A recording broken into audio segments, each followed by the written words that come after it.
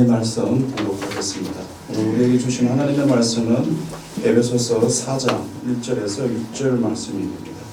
공독하겠습니다. 그러므로 주 안에서 갇힌 내가 너희를 권하노니 너희가 부르심을 입은 부름에 합당하게 행하여 모든 겸손과 온유로 하고 오래 참음으로 사랑 가운데서 서로 용납하고 평안에 매는 줄로 성령이 하나 되게 하신 것을 힘써 지키라. 몸이 하나요 성령이 하나요 이와 같이 너희가 부르심의 한 소망 안에서 부르심을 입었느니라. 주도 하나요 믿음도 하나요 침례도 하나요 하나님도 하나이시니 곧 만유의 아버지시라. 만유 위에 계시고 만유를 통일하시고 만유 가운데 계시도다. 아멘. 존경하는 복음의 동력자 여러분, 만나 뵙게 돼서 반갑습니다. 코로나 바이러스 문제로 시험을 많이 당하지 않는지 모르겠습니다. 그래도 건강한 모습으로 또 이렇게 무사하시니까 좋아 보이는 것 같습니다. 하나님 은혜에 감사드리고요. 부활주일 예배도 영상으로 해야 될 만큼 아주 긴박한 상황이 있었는데 지금 조금 이렇게 긴장감이 좀 풀려지는 분위기이기도 합니다. 여러분들 제가 소개받기로 전현직 신학교육에 참여한 교수님들로서 정말 이 시대에 큰 비전을 가지시고 한국 신학교수 협의회를 만드시고 오늘 감사 예배로 영광을 돌리는 귀중한 일에 부유한 사람을 초대해 주셔서 말씀 전개하게 하시니까 하나님의 놀라운 은혜로 알고 제가 감사를 드립니다. 아멘. 저기 앉아 계신 유영열 목사님, 제 정신동문 목사님이신데 목사님 통해서 제가 소개를 받았고 또 이 모임의 사무총장으로 수고하시는 우현식 목사님 제가 전화로 이 모임의 성격을 잘 소개받기도 하였습니다. 어쨌든 여러분들이 계획하시는 일에 경의와 찬사를 드리고 또 이 예배 설교자로 초대해 주신 데에서도 감사를 드립니다. 무엇을 설교해야 될까 좀 고심을 하다가 오늘 선택한 본문이 에베소 4장 1절에서 6절 말씀입니다. 특별히 3절 말씀에 포인트가 있는데요. 성령의 하나 되게 하심을 힘써 지키라. 아주 중요한 주님의 명령이 아니냐 그렇게 생각이 듭니다. 그래서 이 말씀에 근거해서 제목으로 나간 것은 공동체 하나됨의 노력이라는 그런 제목으로 잠시 말씀을 전가하도록 하겠습니다. 공동체 하나됨의 노력은 두 가지 공동체를 전제하고 있습니다. 하나는 오늘 새롭게 설립되는 한국 신학교수협의회라는 작은 공동체일지 모르겠습니다. 그러나 또 하나의 공동체는 한국교회라는 전체의 공동체를 생각하고 오늘 이 설교를 제가 준비했습니다. 어쨌든 둘 다 그 성령께서 하나 되게 하신 그것을 힘쓰는 노력 없이는 불가능하다 하는 것을 우리가 전제하고 말씀을 함께 상고했으면 좋겠습니다. 지금 우리가 속한 한국 교회 공동체는 심각한 위기에 처한 모습이라고 솔직히 고백드리고 싶어요. 여러분도 공감하고 계시라고 생각합니다만 무엇보다도 한국교회 지도자 된 우리 목사들이 우리 사회로부터 불신을 받고 있기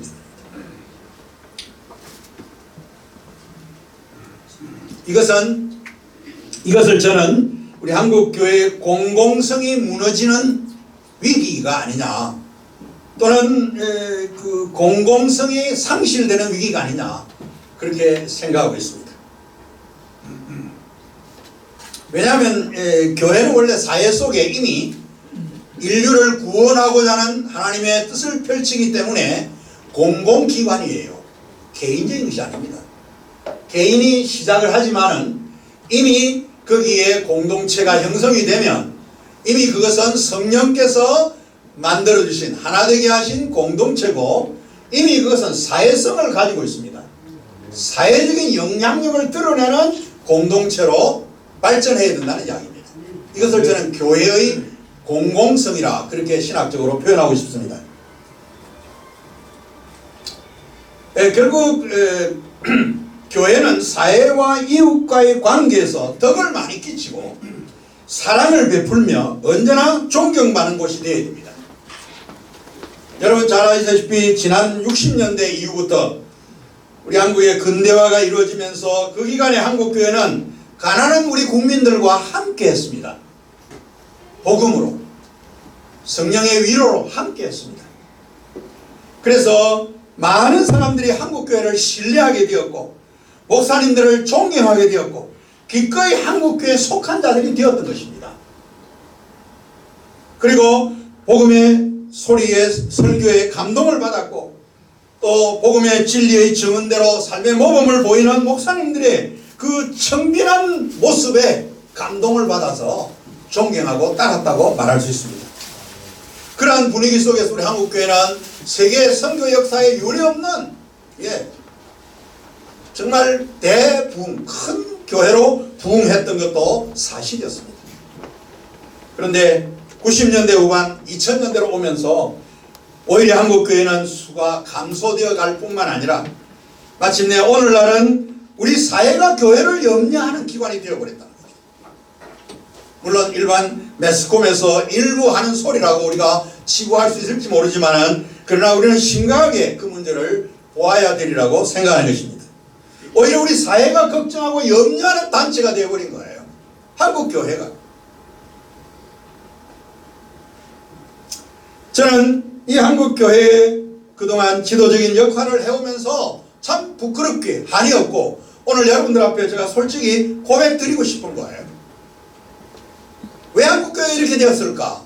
우리가 반문해보면 한국교회가 너무 비대해지고 물질이 막 생기고 또 목사직도 무슨 권력인 것처럼 남용을, 그 권력을 남용하면서 스스로 세속적인 모습을 드러냈기 때문입니다. 잘 아시는 이야기로 저는 믿고 있습니다. 그러한 모습에서 한국교회를 신뢰하는 마음이 다 깨져 버렸어요. 존경하는 마음이 사라져 버렸습니다. 기대하는 마음이 사그라들게 된 거예요.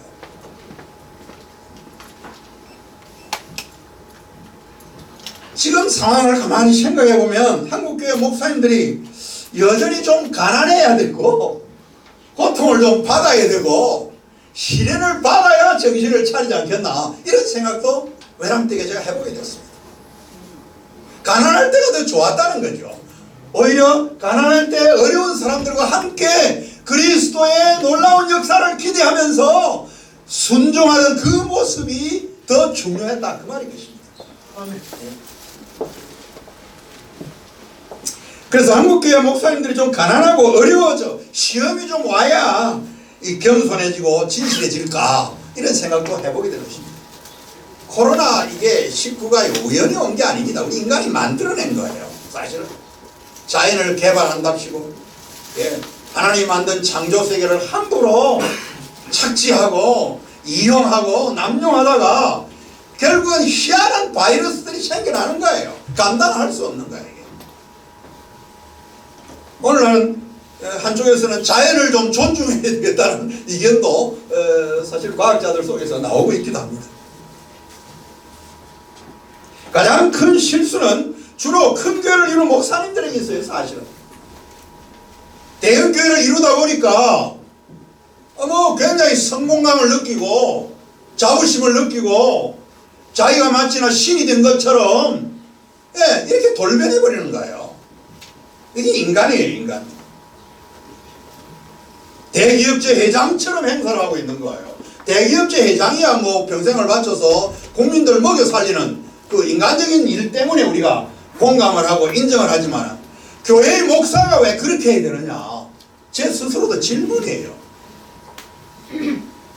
자기가 이룬 걸로 착각을 하고 있는 거예요. 거기서 이러한 태도 속에서 우리 국민들이 태도가 달라져 버린 거예요. 이거는 아니다. 특히 교회 공동체를 자기의 사적 소유물로 착각하고 자기가 대단한 능력을 소유하며 이루어낸 자기의 업적물처럼, 자기의 업적물처럼 여기는 이 교만한 태도에서 우리 국민들은 경악하게 되었고 이미 마음이 떠나게 되었다. 저는 그렇게 생각하고 있습니다. 특히 우리 사회의 지성인들에게서 한국교회는 지금 철저하게 외면당하고 있다. 저는 그렇게 보고 있습니다. 목사님들이 훌륭해서 성도들이 좋아하고 합법적으로 청빙 절차가 이루어져서 목사의 대물림이 이루어진다면 그걸 잘못됐다고 말할 수는 없겠죠.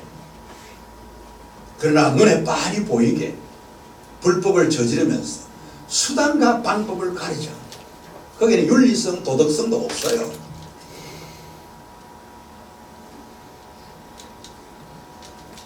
이러한 대물림들이 이제는 대형교회를 넘어서 중소교회로 확대되고 있다는 소문도 저는 듣고 있습니다. 교회 안에 비교적 양심적인 성도들은 교회 안에 나타나는 불의의 상한 마음을 진정하지 못한 채 결국 가난한 교인으로 주저앉아 버린다는 것입니다. 그게 벌써 지금 들리는 이야기는 200만에 가까워진다 이런 이야기도 회자되고 있기도 합니다. 기독교를 개독교라고 부르며 한국교회를 가도의 대상으로 여기는 사탄 악마와 같은 무리도 우리 사회의 젊은이들 속에서 나타나고 있다. 잘 알고 있는 일들 아니겠습니까? 이러한 결과가 오늘날 우리 국민들의 다수가 복음의 소리와 교회의 소리를 외면하는 상태에 놓이게 되었다라는 것을 고백드리고 싶어요. 그리고 한국교회는 지금 복음 전도하기가 참으로 어려운 시대를 맞이하고 있습니다. 여러분, 더 큰 악재는요, 한기총 회장직에 있는 분이 광화문 앞에서 진리를 외치는 것처럼 보였으나 우리 국민들이 철저하게 외면해버린 거예요. 우리 한국교회 기독교인들도 외면한 거예요, 사실은. 그렇지 않습니까? 현 정권의 우리의 불만을 대신 털어주니까 부분적으로는 대신하는 역할 때문에 우리가 기대를 하고 저도 처음에는 좀 기대를 했어요, 사실. 그러나 이게 아니에요. 교회를 더 이상한 집단으로 만들어 놓는 결과를 초래하지 않았냐, 저는 그렇게 보고 있습니다. 여러분, 이뿐만 아닙니다. 한국교회 내면을 들여다보면 교회 공동체는 더 큰 위기에 처한 모습입니다. 이건 제가 여러분들이 생각하지 못한 부분인지 모르지만 제가 너무 경험되어 가지고 여러분들 제가 오늘 고발 좀 하겠습니다. 양해하고 들으시기 바랍니다. 3년 전 제가 속한 교단에서 미자립 교회를 돕는 위원회가 만들어졌습니다. 그 이유는 저희 교단에 속한 지교회 수가 12,000교회였습니다. 갑자기 이전에 2004년에 이전에 그 갈라져 나간 교단이 2005년에 한 3,000, 4,000교회가 이렇게 합하자고 해가지고 합동하는 바람에 12,000교회로 숫자가 늘어난 게 된 것입니다. 그런데 실제로 자립한 교회가 얼마이냐? 30% 내지 35%, 적게 보면 25%에 30% 정도 된다고 보고 있습니다.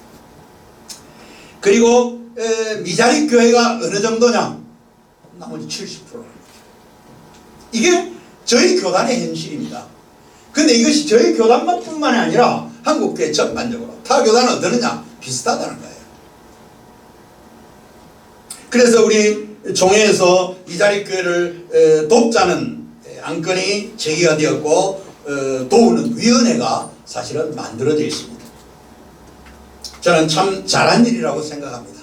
어려운 목회지 미자립 교회 목사님들을 도울 수 있는 그 생각을 했다는 것 자체가 참 고마웠어요, 사실 저는.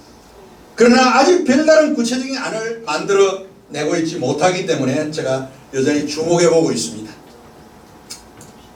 존경하는 복음의 동력자 여러분, 지금 한국교회 내부를 들여다보면 교회 공동체가 흔들리고 있다는 것을 곳곳에서 느낄 수 있습니다. 그것이 바로 우리 목회 사회의 지나친 경쟁으로 인해서 동력자들이 지쳐가지고요, 이게 동력자로 복음 사역의 동력의 감정을 느껴야 될지 안 느껴야 될지 이게 위기에 와 있다는 거예요. 대체로 우리가 염려하고 있는 한국교회 지도자들이 우리 사회로부터 불신받는 것이 큰 문제라고 우리 모두 생각하고 계시겠지만, 저는 그보다 더 우선하는 문제가 교회의 내적인 공동체성의 위기라고 보는 거예요. 그것은 개척교회나 위자력교회 같은 소형교회를 맡으신 목회자들의 그 생계와 관련된 위기라고 저는 설명드리고 싶습니다. 솔직히 말하면 한국교회는 지금 빈익빈 부익부의 모순 구조에 빠져 있다고 저는 감히 말하고 싶어요. 이 문제를 어떻게 해결해야 될 것인가? 저의 최대의 질문이었습니다. 제가 은퇴한 지 지금 6년째 접어들었는데, 은퇴하고 나서 교단을 돌아보니까 제자들이 자립한 교회에서는 넉넉하게 설교하고 나면 사례를 주어서 제가 도움을 받기도 했는데, 자립하지 못하는 교회는 저를 부르지를 못하는 거예요. 그걸 내가 알고 그 다음부터 제가 자발적으로 찾아가기 시작했습니다. 왜 그랬느냐? 가만히 생각하니까 신학교에서 이 신학생들이 다 등록금 내고 공부한 거예요. 그 등록금이 나는 선생했으니까 좋은 공단에 자기 가입해가지고 은퇴금 지금 연금을 받게 됐단 말이에요. 연금 받는 걸 가만히 생각하니까 이게 학생들 등록금이었어요.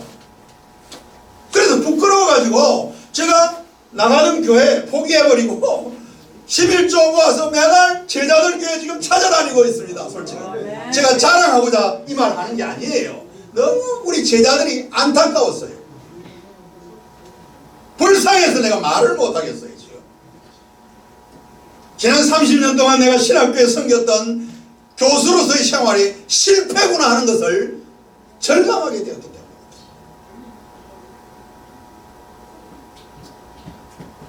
한국교회는 형제사랑과 이웃사랑의 과제를 동력자 사랑 실천에서부터 시작되어야 된다. 난 그렇게 생각하고 있습니다. 동력자들을 살려내야 된다.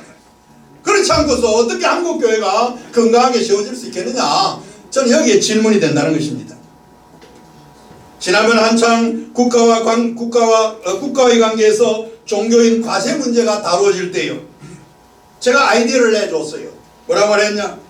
한국교회가 국가의 세무이행을 수용하고 그 대신 미자립교회 목회자 생계 대책을 복지 차원에서 국가에 지원받는 문제를 협상하라고 제가 일러드렸어요. 사실은 저희 교단 대표들에게. 그런데 나중에 들어보니까 협상 결론이 어떻게 됐냐? 목회자는 노동자가 아닙니다라는 그것 가지고 싸웠다는 거예요. 국가하고. 국가에서는 뭐라 하냐니까 그것만 인정해주면 세무이행이 당연히 합법화되는 거고, 그 다음에 미자립교회에 자립하지 못하는 교회 목회자들을 도와주겠다고 이야기를 했답니다. 그런데 끝까지 목사는 노동자가 아니라는 이 명분을 살려내려고 거룩한 주의 종이라는 말을 하고 싶었겠죠. 주님으로부터 부름받은 하나님의 사자라는 말을 하고 싶었겠죠.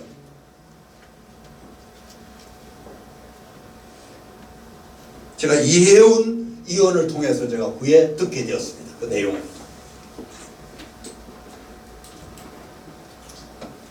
이번에 코로나 바이러스 문제로 한국교회는 주일 예배도 마음대로 할 수 없는 상태에 놓여 있습니다. 그 때문에 대부분 미자립 교회들은 거의 문 닫기 직전에 놓여 있습니다. 물론 그러한 교회 목사 사모님들의 90%는 이미 생계 극복을 위해서 취업 전선에 뛰어들었고요. 상당수 목사들도 택시기사 내지 일노동자로 나서서 생계 유지를 해가고 있다는 것이 현실입니다. 아마도 여러분들은 이 문제를 목회자 개인의 능력 부족 문제로 돌릴지 모르겠습니다.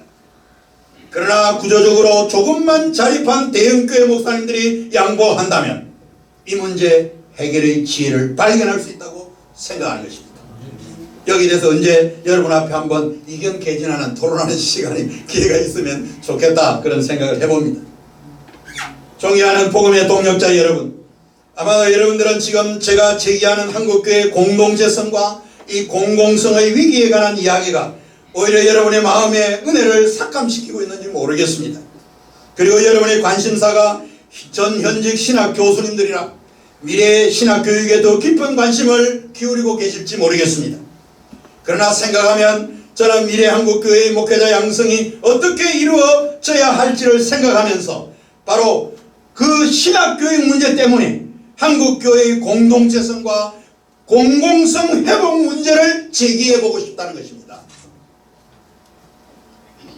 이런 구조적이고 전체적인 것부터 보면서 우리가 미래의 신학교육을 생각해야지, 그거 없이 그냥 우리의 나이브한 순수한 신앙의 감정만으로 이야기해서는 결코 어떤 기여도 할 수 없다는 것을 저는 이미 내다보고 있는 것입니다.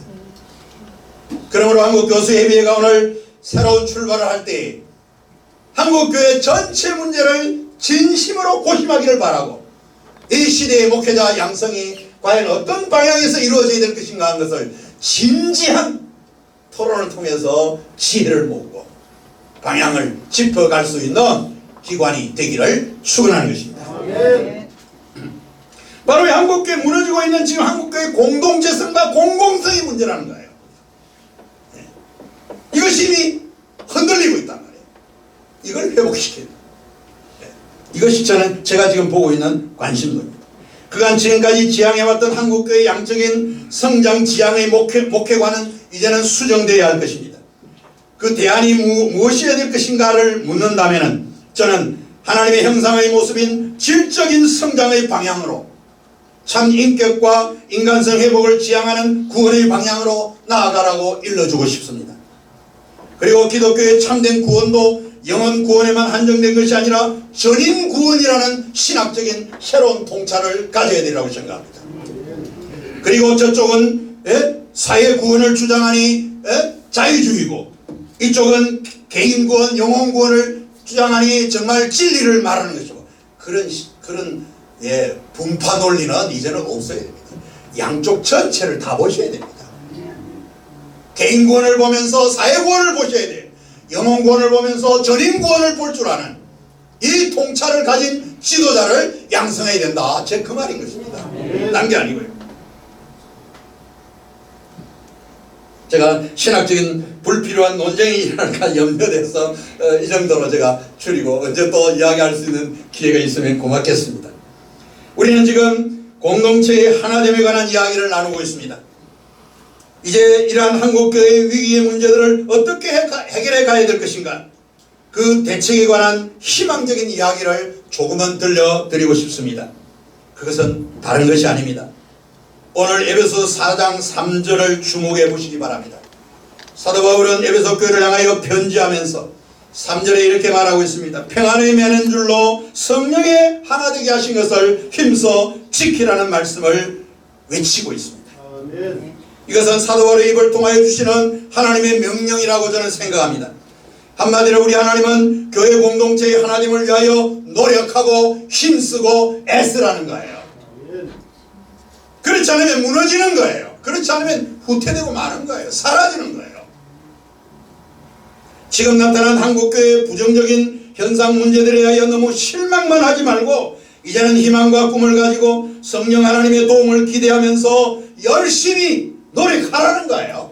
그게 오늘 한국 신학교육의 협의회가 설립되는 정말 희망이고 지지가 아니냐, 저는 그런 생각을 해보게 되는 것입니다. 그리고 오늘 에베소 4장 1절 3절은 성령의 하나 되게 하신 것을 힘써 지키려면 어떻게 해야 될 것인가, 그 방법적인 것을 자세히 일러주고 있는 것을 교훈받을 수 있다고 생각합니다. 먼저 무엇입니까? 하나님의 부름에 합당하게 행하라는 거예요. 여러분, 합당하게란 말이 무슨 말인지 이해가 되시나요? 독일어 성경을 보면요, 페아눔프티시란 말을 썼어요. 원래 페아눔프트란 말은 이성이란 말이에요. 이성이란 말이에요. 이성. 그걸 우리말로 번역하면 합당하게, 합당하게, 합법적으로, 이성에 맞게, 논리에 맞게, 이해에 적합하게, 뭐 이런 여러 가지 의미로 해석될 수 있습니다. 중요한 것은 합당하게 행하라는 이 말씀은 원칙과 순리를 쫓아서 행동하라, 그 말이에요. 원칙과 순리가 없으면 안 됩니다. 생각하면 한국교회는 그것을 벌써 뛰어넘고 말았습니다. 수단과 방법을 가리지 않고 목회했으니까요. 사람 모으는 일이라면 수단과 방법을 가리지 않았다니까요. 정의도 없고 윤리도 없고 도덕도 없었던 거예요. 사람 많이 모으면 된다. 이게 목표였어요.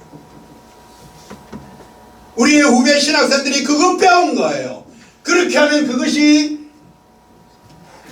내가 앞으로 살아갈 수 있는 생계 수단이 될 수 있는 것으로 착각한 것이죠.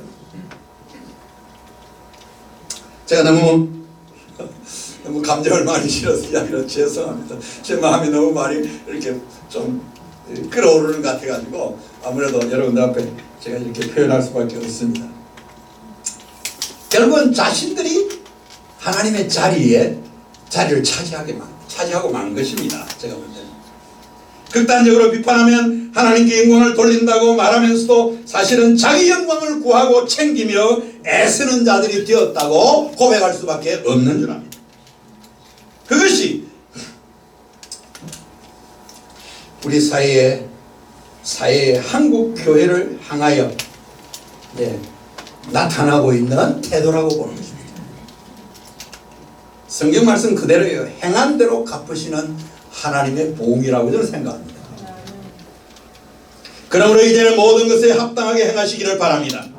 한국신학교수협의가 설립되면 더 이상 세상 사람들이 행하는 것처럼 자리싸움하지 마시고요. 제가 높아심을 한 이야기입니다. 그것도 무슨 권력이라고 군림하려고 행사하지 마시고요. 겸손히 섬기시기를 바랍니다. 오늘 성경 말씀 1절에 3절은 합당하게 행해야 할 구체적인 방법 세 가지를 계속해서 말해놓고 있습니다. 첫째는요, 모든 겸손과 온유로 하라는 거예요. 이것은 자만과 강요와 군림하는 행위의 반대말이라고 저는 생각합니다. 둘째는 오래 참음으로 사랑 가운데서 서로 용납하라고 말씀해 놓고 있습니다. 즉 인내와 사랑으로 서로를 안아주며 용납하는 것이 필요하다. 여기 용납이라는 건 받아주라, 서로 인정해주라 그 말입니다. 인내와 사랑으로 용납한다는 것이 과연 무엇일까? 쉽게 말하면 하나님이 예수님으로 인해서 우리를 죄 없다고 구원의 은혜를 베푸셨지 않습니까? 그걸 칭이라고 표현하지 않습니까? 이제는 너의 이웃과 형제를 행하여 무조건적인 사랑으로 안아주라는 거죠. 아멘. 무조건적인 사랑으로 대해주라 그 말이에요. 그것이 우리의 할 일이에요. 다른 거 아니에요. 자기는 하나님 앞에 구원의 은혜에 대해서 감사하고 놀라고 감격해 하면서 이렇게 감사를 드리면서 이웃에 대해서는 인색한 거예요. 경쟁자로 생각하는 거예요.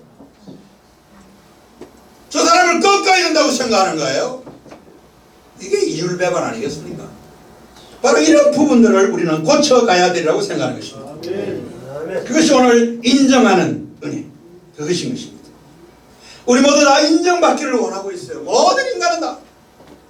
특별히 자라는 아이들 보면요, 부모의 사랑을 요구하잖아요.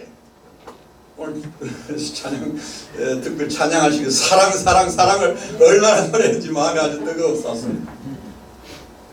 노래로 뿐만 아니라 그게 직접 이제는 우리의 삶 속에서 영향력으로, 향기로, 가치로 서로 용납하는 사랑으로 나타나게 해야 되지 않느냐 그 말인 것입니다.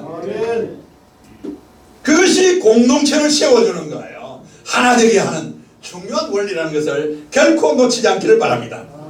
세 번째는 평안의 매는 줄로 성령이 하나 되게 하신 것을 힘써 지키라 그랬습니다. 평안의 매는 줄이란 말은 성령이 하나 된 것이, 평안의 매는 줄로 성령이 하나 되게 한 것이란 말은 공동체가 하나 되면 그것은 성령의 역사라는 것을 말해주는 것입니다. 성령의 역사가 아니고서는 결국은 공동체가 하나 될 수 없다는 것을 보여주는 것입니다. 성령의 역사는 원래 하나가 되는 의사소통의 역사를 불러일으키게 되어 있습니다.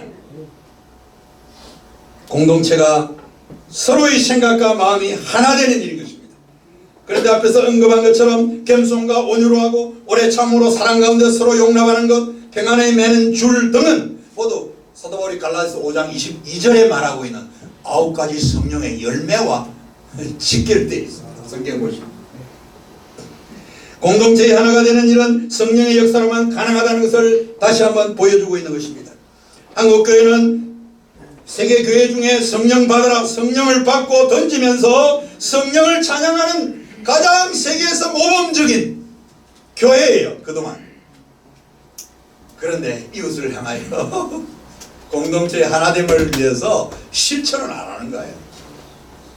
나 자기 복만 받으려고 하는 이런 분위기로 지금까지 신앙생활을 하지 않았나는 안타까움이 제게는 있다는 말씀인 것입니다. 그래서 행동 실천은 잘 안 해요. 목사님들의 모습에서 삶에서 그와 같은 것이 드러나니까 그러한 우리의 모습들이 우리 국민들에게 들켜버린 거예요. 내가 너무 리얼하게 표현해서 죄송합니다. 양해하고 들으시기 바랍니다. 생각하면 이 땅에 교회 공동체가 세워지는 일은 원래 성령께서 역사하신 증거입니다. 성령의 은혜가 아니고서는 교회 공동체가 존재할 수 없습니다. 성령이 하나 되게 하신 것을 힘써 지키란 말은 흔들리는 한국교회 공동체와 한국교회 공공성을 성령의 도움으로 다시 회복시켜라, 그 말로 받으시기를 바랍니다. 그러므로 교회를 하나 되게 하는 것은, 교회 공동체를 하나 되게 하는 것은 전적으로 성령의 은혜에 달렸다는 것을 깨닫고, 오늘부터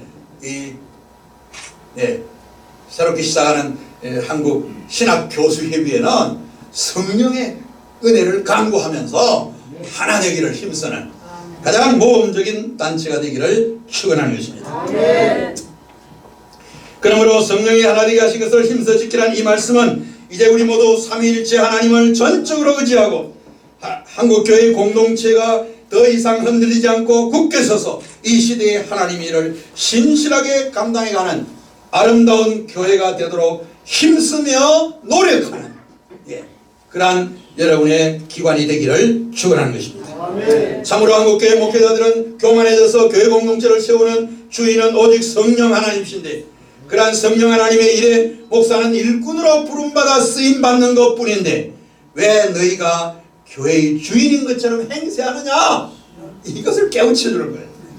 더 이상 그렇게 하지 못하도록 막는 일에 한마음이 되어서 힘쓰시기를 바랍니다. 더 적극적으로 교회 공동체를 개인의 소유물로 착각하여 더 이상 한국 사회의 조롱거리가 되지 않도록 하라는 말씀으로 받으시기를 바랍니다. 미자립 교회 목회자들이 경제적 빈곤으로 더 이상 복음의 동력자로서의 정체성이 흔들리거나 지치지 않도록 자립교회들이 가진 것을 서로 나누며 교회 본래의 거룩성이 회복되도록 신앙의 책임, 복음의 책임을 다한 말로 받으시기를 소원합니다. 그래서 원래 성령께서 하나 되게 해놓은 그 본래의 교회 공동체의 모습을 위해 모든 노력을 기울이라는 말씀으로 받아 실천하는 우리 모두가 되기를 소원합니다. 그러므로 이제 오늘 설립되는 한국신학교수협의회는 이러한 막중한 사명 수행을 위해서 귀하게 쓰임받는 하나님의 기관이 되기를 바라고, 특히 지금 흔들리는 한국교회의 공동체성과 불신받는 공공성을 회복하는 일에 가장 모범적으로 그 일을 회복시키는 일에 쓰임받는 기관이 되기를 축원합니다. 앞으로 신학교수협의회는 각 신학교들에서 신학생들의 올바른 교육에 기여할 많은 일들이 있겠지만, 기본적으로 하나님 나라 과제 실현의 관점에서 보면 이러한 한국교회의 공동체성과 공공성 회복을 위한 실천 방법을 구체적으로 모색해 갈 때 그 일이 가능해진다. 저는 그렇게 보고 있습니다. 무엇보다 한국교회 공동체성과 공공성을 해치는 개교파주의와 개교회주의적인 사고방식을 극복하는 일에도 힘을 다해야 하리라고 봅니다. 바라기는 한국신학교수협의회가 한국교회의 온전한 교회 공동체성과 공공성 회복을 위하여 새로운 교회 연합운동의 앞장을 섰으면 하는 생각입니다. 이 부분에 대해서도 언제 기회가 되면 제가 한번 제안하고 토론도 하고 싶기도 합니다. 한국교회 연합기관들은 이미 여러분 아시는 대로 여러 개가 있어요. 진보와 보수로 분열하여 있죠. 진보 쪽은 한국기독교회협의회라고 이름이 붙여져 있습니다. 보수 쪽은 한기총이죠. 한기총은 강화문에서 시간을 다 보내고 있죠. 그러나 둘 다 제 역할을 못하는 모습이라고 저는 생각이 됩니다. 최근에는 한교총도 생겨나 있습니다. 여전히 연합기관들도 난립되고 있는 분위기입니다. 그래야 한국교회가 연합하고 연대하여 이러한 연합된 힘으로 이 시대에 감당해야 할 일들이 무엇인지를 연구하고 밝히며 논의하여 한국교회 연합운동이 새롭게 일어나는 일에 여러분 기여할 수 있는 그러한 교수협의회가 되었으면 좋겠습니다. 저는 교파와 교단을 없애고 하나의 교파나 교단으로 통합하는 연합을 말하고 있는 것이 아닙니다. 교단과 교파의 전통과 역사를 서로 존중하고 인정하며 그러나 그러한 교파의식을 뛰어넘어서 한국 교회를 살려야 한다는 이 시대적 요구를 우리 마음에 큰 사명으로 여기시고 하나 되는 그런 방향으로 나아갈 수 있기를 소망합니다. 여러분 교파는 생각해보면요 하나님의 큰 집에 여러 개의 방으로 저는 이해하고 있을 뿐입니다. 이해가 되시죠? 전부 자기 방 더 전통적이고 더 정통적이고 더 역사적이라는 걸 자랑하고 있는 거예요. 하나님의 큰 집에는 여러 개의 방이 있어요. 그 방 하나씩 차지해가지고 교파 만들고 있는 거예요. 너무 제가 비판적으로 이야기해 죄송합니다. 하나님 나라의 일은 혼자 하는 것이 아닙니다. 공동체가 하나 되어 서로 힘을 합하여 협력하는 힘으로 감당해야 하는 주님의 일입니다. 전도서 4장 12절에 보면 우리 하나님이 이렇게 말씀하고 있지 않습니까? 한 사람이면 패하겠거니와 두 사람이면 맞설 수 있나니 세귑줄은 쉽게 끊어지지 아니라고 하지 않았습니까? 예수님도 12제자를 모아서 이 땅에 복음 선교의 활동을 시작하지 않았습니까? 함께 뭉쳐야 힘이 생기고 주님의 선한 일도 서로 힘을 합해야 성과가 거기서부터 열매가 드러나게 되는 것입니다. 그런 점에서 그간 혼자서 독불장군식으로 해오던 영웅주의적 목회관은 철저하게 우리 한국교회에서 후퇴시켜야 됩니다. 그리고 양적 지향의 목회 시대도 이미 지나갔다고 봅니다. 한 영혼 한 생명을 더 귀하게 여기는 정신으로 그리고 초대교회 사도들이 자비랑 선교가 이루어졌던 것처럼 물질을 초월하여 복음의 신실한 주님의 일꾼으로 섬기는 시대가 도래되었다는 것을 깨달아야 합니다. 제가 우리 제자들한테 찾아가서 그 이야기를 합니다. 개인적으로 지금은 초대교회로 돌아가는 길밖에 없다는 것을 깨달아야 된다. 가만히 앉아서 너에게 선교비 갖다 줄 줄 아느냐? 내가 나가서 일도 하고 같이 하는 이게 사도들이 했던 선교 아니었느냐? 지금 성도들이 헌금해 주니까 그것으로 대접받으며 사는 지금의 생활이 하나님의 놀라운 은혜라는 것을 깨달아야 된다. 그러나 거기에 매이는 정신으로 목회하지 말고 언제든지 뛰어넘을 수 있는 자발적인 정신으로 임해야 된다는 것을 제가 이야기해 주곤 합니다. 생각하면 이제는 참으로 질적인 것이 요구되는 시대에 우리 모두 살고 있는 줄 압니다. 이것이 시대 변화예요. 질적인 걸 요구합니다. 인간의 인간되면 인간성과 인격과 자유와 관계된 가치들이 더 많이 요구되는 시대에 우리 모두 살고 있습니다. 그러므로 앞으로 신학교육과 목회자 양성은 이러한 사회적 요구에 상응할 수 있는 인간성과 영적 자질과 능력 준비에 주력해야 되리라고 생각하는 것입니다. 원래 그리스도의 복음이 그러한 질적인 것을 요구하고 있지 않습니까? 결코 하나님은 양적인 것을 원하지 않습니다. 불순종과 타락으로 죄인된 인간들은 오직 예수 그리스도 안에서 믿음으로 성령을 통하여 옛사람을 벗어던지고 새로운 인간성으로 변화되어 그리스도의 인격과 성품을 닮아가는 차원에 있는 것 아닙니까? 그것이 예수님이 요구하던 것이 아니었습니까?